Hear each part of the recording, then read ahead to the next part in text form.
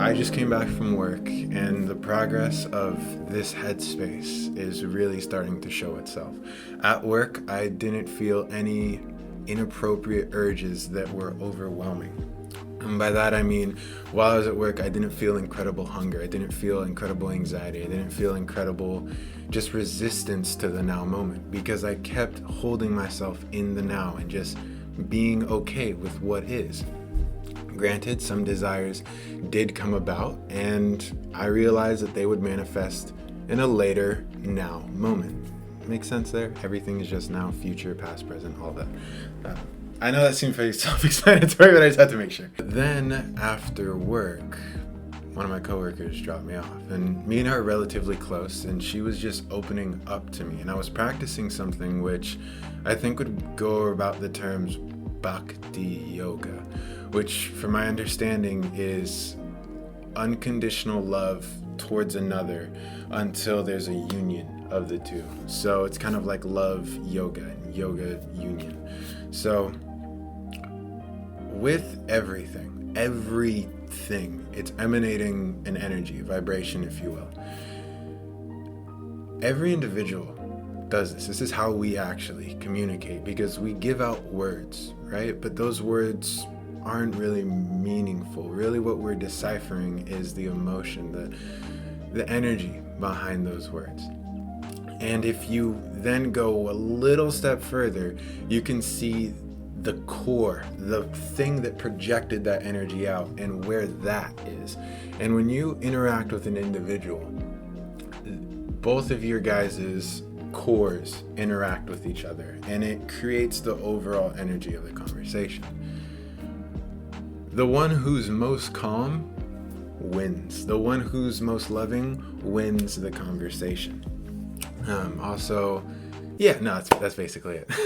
In this, as she was speaking, I just steadied my breath, did the foundation breathing with my eyes open, and I just listened. I didn't break eye contact, and the peace that I felt was incredible. But I could so clearly see how chaotic her energy was.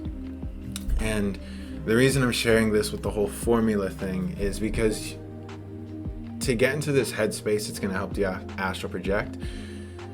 You're also going to need to learn how to interact with others in this headspace, because if you can't be around people in this headspace, it's not going to really work. It's not just something that you get to get a hold of when you want to astral project and then toss away and be chaotic and crazy after. Plus, the amount of service you can do onto others is ridiculous in this state, because you're cutting straight to the truth. You're seeing things as they are, as astral projection is a way to really see things as they are and see life from a whole new perspective. It stems from a headspace that naturally gives you that, a new perspective. And so just being able to hold myself, just allowing her thought to continue, I was able to serve her in a very loving way. Those who have desires will come to you, and in your unconditional love, you will serve them with no regard to the fruit of that action. You just do it because you love them. You just do it because love is you. And that is essentially what this whole headspace is training me to be. It's just a consistently loving being. But I can only love another to the degree which I'm loving myself, because that's what they're sharing. They're sharing my love. As when someone projects anger and I become upset with them, I'm sharing their anger that they're housing within themselves. It's really incredible what has happened in the span of, oh my God, less than 24 hours. That's awesome. I'm gonna write down just kind of the whole guidelines that I've been following so far, but it's really quite simple. You just bring yourself here.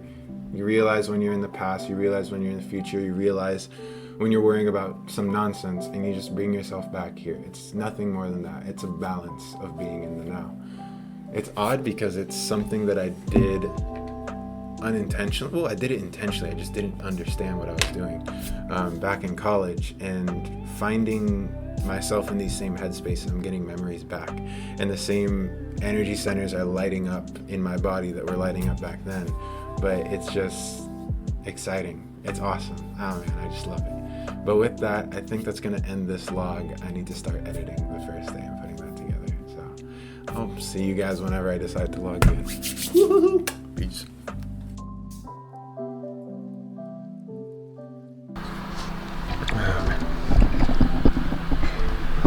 So I ended up taking a nap after that vlog, and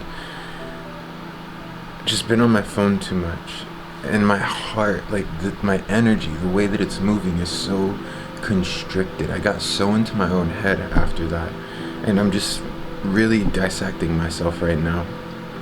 But dude, it's freaking crazy, because as you start to do this practice of being here now and not getting too into your own head, you'll feel your energy open up. That's the easiest way to put it. It's like these blocked paths within you just start moving again, and you feel this like rush of life. But it goes away when you start to emotionally and mentally put yourself in places that don't serve you. And that's what I've been doing.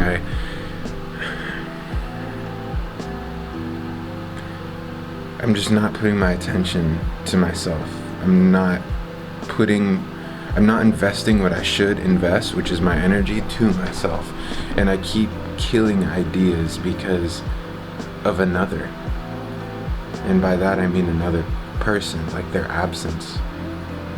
And it's not fair to myself. Why do I have to do things with another individual? Why can't I just be by myself? Like even earlier, I had set up plans with 2 friends for Saturday, and it looks like one of them is going to be sick and probably is not going to follow through. And so suddenly Saturday's a wasted day. Like, what? JC, what the heck? And I'm again worrying about the future not being here right now. And so when I'm catching myself doing that, bringing myself back,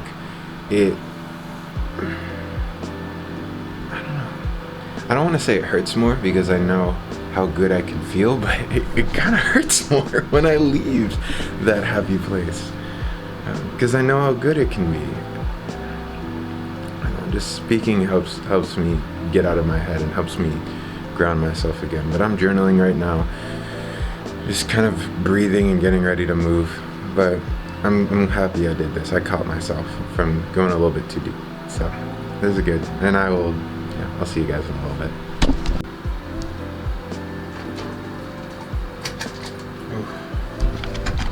Okay, I decided to meditate rather than to run, and it's incredible what happens when you make meditation, the act of meditation, of focusing, as important as a job that's giving you money, as important as that next breath, and bringing all the awareness and concentrating it into one place. It's basically doing the same thing as being here now, but with your eyes closed. And it's when you just drop the expectation of where you're going, what's supposed to happen, just anything really, and you just be with the experience. It's incredible how healing that is, emotionally, mentally, even physically. My body, I was, like I said before, where it just felt like everything was all tight, and emotionally I was just crazy, and mentally just blah. Even speaking about it now, I don't even like it, because it's pulling me away from the feeling that I'm having right now.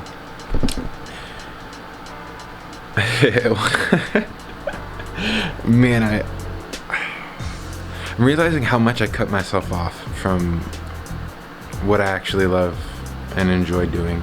Like just cutting myself off from my Instagram, cutting myself off from TikTok, cutting myself off from all these things of expression. I just don't give myself a chance. And then I wonder why life isn't moving at the rate that I want it to.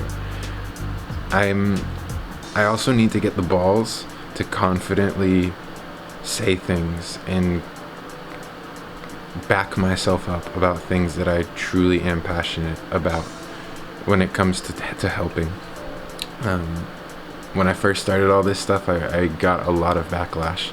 I also just wasn't that confident in sharing what I was sharing, but I'm confident now, And it's incredible what 15 minutes of just sitting will do for your mind. Incredible. Yeah, so no pity, always compassionate though, even towards myself in those hard times. Sick stuff. I think I need to get at least 1 mile. 1 mile is not that much to ask. So with that, I'm gonna go get a mile in. See you guys soon. Hello. Just came from the shower, and one thing that I learned on my run was the power you hold when you're able to just maintain your focus on one thought. When I was running, I just kind of naturally had my head go up, and I was performing what would be called the Shambhavi Mudra, which is where your eyes gaze upwards. And it was gentle. I wasn't in full Shambhavi, but when I was doing that, it was very easy to hold my awareness on just one thought. And my body kind of went on autopilot, and my emotional and mental stress went down because my awareness wasn't so spread out, so stretched out and stressed. It was able to just focus itself wherever I guided it to. And so when our awareness gets spread out and stretched out, it's really hard to concentrate it on one thing in the beginning. After some time, it gets some momentum and it can accumulate onto one single point. But if you can just bring yourself to the now, accumulate everything onto one single point, it's very easy to maintain just your focus on one single thought, one single intention. And I was showering and I realized that I kind of forgot why I was doing this all, which is funny. But it was I reminded myself this is for the purpose of astral projection. This is the purpose of making everyone be able to reach this next step, to see past the physical. And I don't know, it was just different this time. It's just good, man. I feel like I'm repeating myself a lot through these little vlogs, but it's affirming to myself, and it's honestly really helping make this whole thing so much better. I'm gonna start editing, and then maybe go to bed. Love you guys. Peace.